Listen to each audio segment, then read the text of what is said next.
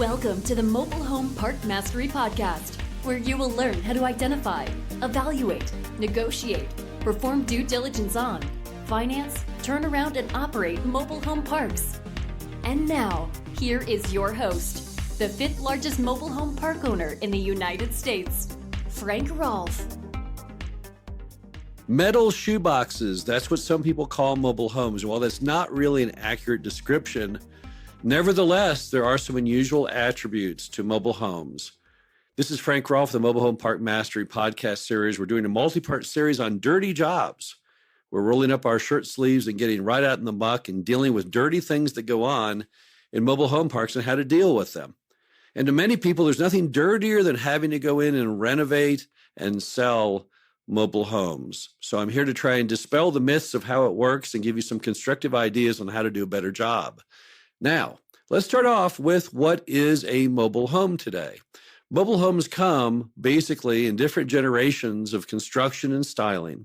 They come from the 1950s, where the homes were only 8 feet wide, and later in the 50s, they became 10 feet wide. Then as you roll into the 60s and the 70s, they converted into 12, and by the end of the 70s into 14 feet wide. But there's a distinct style between the 50s, 60s, 70s, 80s, 90s, and then I would say the 2000s and on all look about the same. But they all have their own challenges in the way they're constructed. They all have their own challenges as far as their floor plan.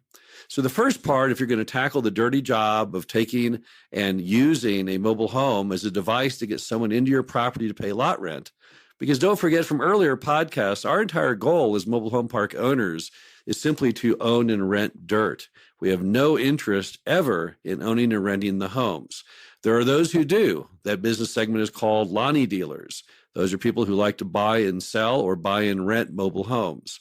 But if you're listening to this podcast series, you're trying to learn the best way to approach investing in mobile home parks. And definitely, as far as mobile home parks go, the best way to approach it is just to be in the land business. So when I've got a home in my park, the first question is, do I own it or do I not? How do I know? Well, when I bought the mobile home park, typically mom and pop gave me a lengthy list of all the mobile homes and items that come with the park. And often they will come with a list of mobile homes that come with the park, identified by their lot number, and then typically their size and or number of bedrooms and bathrooms. Now, if the home is not on that list, but it's vacant in my mobile home park, what does it mean? It means that somebody else owned it and they ran off and left it there. Mom and pop have done nothing to make that into a usable asset. So what do I have to do? I've got to convert that now into something that I control. So what I will do is I will get a copy of the serial plate, the HUD plate off the back lower left corner of the home. I will enter that number into the computer database for mobile home titles and see if I can find a title. On the title, I will see if there is a lender. If there is a lender, then what I have to do is do a possessory lien notice. That means I send a notice to the bank and it says, the mobile home is in my park. You're shown on the title as the lender. It's vacant, and if you don't come and get it, you have to start paying rent within 10 days. In fact, the rent that they owe you is better than just normal rent. That rent is secured under a mechanic's lien.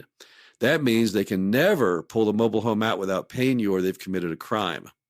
Now, typically, if you send out that notice, what happens? The bank will call you and say, wow, do you want to buy the home? And often you can cut a deal with them. Their initial offer, however, I can warn you now, is normally the amount of the loan remaining. And often these homes are upside down, particularly if the quality of the home that they left is not in good order. However, those prices are very flexible. So the home that they say that they want $14,000 on the first call, you may end up buying for $6,000 on a later call. So I would definitely not disregard that at all as an opportunity. However, if there's not a lien on the home, when you do your title search, then you go into the abandonment proceeding. Now, how does that work? Well, every state is different, but I can tell you right now, you probably want to get an attorney who knows what they're doing. They're going to send a certified letter to the last name on the title. They're going to send a certified letter to the last person who had any connection to the home, which is probably your resident. And of course, that won't go anywhere because they're not there to pick up the letter. You also often have to post an ad in the newspaper describing the mobile home that's been abandoned, and someone needs to come forward and claim it or need to show up at the auction, which would be on a certain date. Once you've followed all of the legal requirements for the abandoned property auction, You show up at the auction as the park owner and you typically bid $1 and you get the home, because I don't think we've ever seen anyone else show up at the auction to make a bid. Once I now have control of the home, what can I do? Well, the first thing you want to do is change the locks, because now it's your home and you don't want anyone going in there and vandalizing it. Then typically you're going to want to grade the home, A, B, C, D, and F. A home needs nothing more than cleaning, about 1,000 of work. A B home needs cleaning and some other light items, maybe 2,000 of work. The average home, a C, needs 4,000 of work, 2,000 parts, 2,000 in labor. The D home needs a whole lot of work, often up to $10,000. And the F home, what are you going to do with that? You're just going to demolish it. So how do you get rid of those F homes? Well, you don't put them out on the highway, that's for sure. Towing an old home down the highway is like putting it in a wind tunnel. It's very likely the roof is going to blow right off the home. The wall is going to fall off the home. It's way too risky. So what you do is you bring in a roll-off dumpster, you place it on the ground, and then you hire someone to come and demolish the home and put it in the dumpster. Typical cost, $2,000, $1,000 for demolition, $1,000 for the dumpster. So that's what happens to your F-graded homes. The ABC homes, what you're going to do is you're going to start with the A homes, and you're going to go ahead and get those cleaned and ready to go. The B the same, the C the same, but you're going to leave your D around because you don't really know if you're going to ever renovate those D homes or not. That's going to be based on what happens on the next part of the story. So once you have those A homes ready, what do? You put a sign in the window and a sign in the yard that says mobile home for sale. You also put, if you can, a banner on the front of your park also saying homes available. You put ads on Craigslist because they're free. You send a letter to all of your residents saying, hey, I've got this mobile home in the park. Do you have a friend or a relative who wants it? And if you do, I'll give you $250 off your lot rent. You do all those many things and you see what happens. And in most mobile home parks, that's all you have to do. Next thing you know, you will have a customer within maybe a day or so. And now what you do is you show them the home and you strike a deal and you sell it to them. This entire process, though, is giving you valuable insight into your customers, because even if you're selling those very easy A homes, you're learning the kind of cash and credit your customers have. And hopefully it's good, because if it's good, what that means is you're not going to renovate those degraded homes. Instead, you're going to buy new homes and put those in those positions, because a lot of those degrade homes are older homes with very undesirable floor plans. The new homes will make your park look much better, and those new homes are much, much easier to sell. And when I say new, I don't mean brand new, I mean new-ish. There's some homes out there from the year 2000 that look just as good as a new one, but they'd be a whole lot less expensive for you to do. So as you work through the A homes, the B homes, and the C homes, you will ultimately get it in a position where you're no longer in the home business. Hopefully you've converted back to being in the land business. On top of that, on the homes you have to sell and carry paper on, you don't have to carry the paper anymore. If the home is going to be at least $10,000 or more, 21st Mortgage has a used home program under which they, in fact, will carry the debt on the home. And so that's a much better situation, because no one really wants to be a bank who's a park owner. They would much rather let somebody else be the bank. So that would be a good source of capital for you that keeps you out of being in the home mortgage business. And on top of that, don't forget the SAFE Act and Dodd-Frank that have been making mortgages in today's world even scarier and something that's even more undesirable than ever before. Now, what about remodeling those homes? I made it sound so simple, I glossed over the dirty, dirty job of remodeling. Well, mobile homes are very easy to remodel. That is one of the strengths of the fact that they are, in fact, kind of like metal shoeboxes. They're very, very simplistic. So what do? Well, a lot of the repairs to mobile homes is merely cosmetic. A lot of the homes out there, all you're going to do is reseal the roof. That's about $250. You're going to repaint the home. That's about $500. And or you might reskirt the home, which might be around $1,000. If you're handy, you can do most of that work yourself. If you're not handy, you can easily find someone who will do it for you. There's any number in any market of people who restore old mobile homes. So that's typically not a big problem. Now, the interior, a little more complicated. Often, inside of mobile homes, you will have weak spots in the floors. These were caused by moisture, typically leaks. Often the leaks are nothing to do with the roof. It can be that the deck of the home was angled the wrong way, and when it rained, the rain went up, hit the door, and the door is not watertight. It would then seep under the door, which will then rot out the floor right around the door. Whenever you have soft spots in floors, the solution is just to cut those out and replace those with good old-fashioned, new American, all-weather plywood. That's a simple fix. It's an inexpensive fix. Other items inside the home besides soft spots and floors, the most common additional things you need to do are heating and air conditioning. Those you are not competent enough to do. You'll have to bring in someone to put in that new central system or perhaps a window heat and air. Additionally, would probably want to have an electrician look at the home.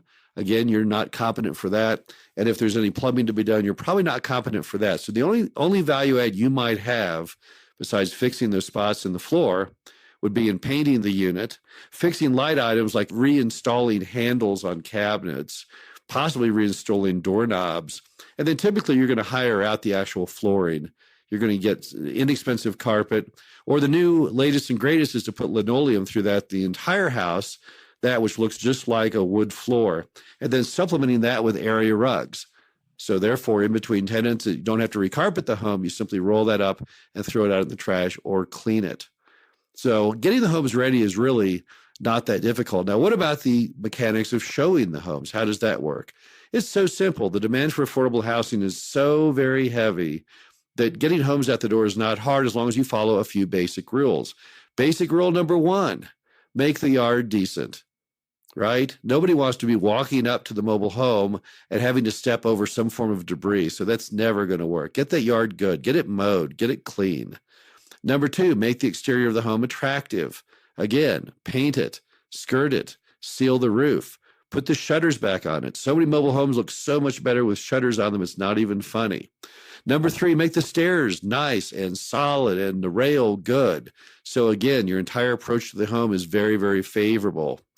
Then as the customer opens the door, which I might add, you need to make sure the lock works easily, and go into the home needs to be immaculately clean and smelling good. You can often sell mobile homes that are not even fully completed cosmetically on the inside.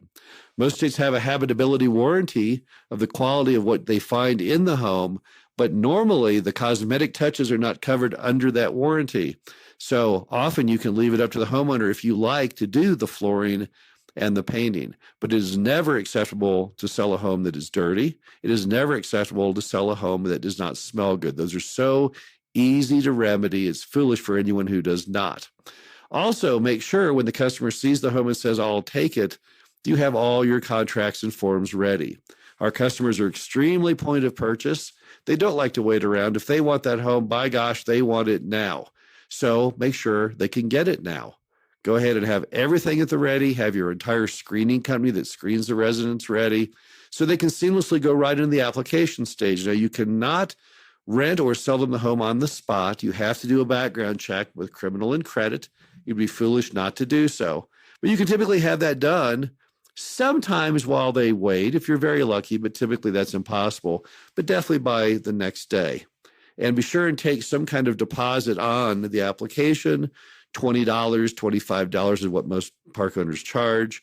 And that holds them into position because since they have some money out of pocket, they have some skin in the game, they will return to sign the final lease when, in fact, they are approved.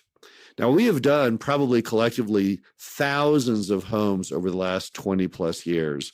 And I can tell you from experience, it's not really as dirty a job as people think. A lot of times what shocks people the most with old park-owned homes and mobile homes is the fact that people leave all their belongings in it when they leave. Old sofas, pizza boxes, all kinds of debris all over the home. That's probably the dirtiest job, to be honest with you, is cleaning it out. Once you've completed the clean out, however, I don't think I really would qualify it as a dirty job. Every time you look at a mobile home empty in a mobile home park, really, I think you have to look at that old William Kaiser quote that problems are only opportunities in work clothes. That's how I look at it. Every mobile home you have at every mobile home park in America can be filled because the demand for affordable housing is that high. So it's really not really a dirty job. Not at all. It's actually just a great job because it's a great way for you to take something that most investors find too unpleasant to even consider, that is buying a mobile home park, and making lots of money simply by that supply and demand aberration. This is Frank Rolfe of the Mobile Home Park Mastery Podcast. Hope you enjoyed this dirty job. We'll be back next week with another in our multi-part series on dirty jobs in mobile home parks and how to do them. Hope you have a great week and talk to you again on Monday. Thank you for listening to the Mobile Home Park Mastery Podcast. Be sure to visit us at mhpmastery.com to subscribe to the show. Read our show transcriptions and access all of our great information on mobile home park investing.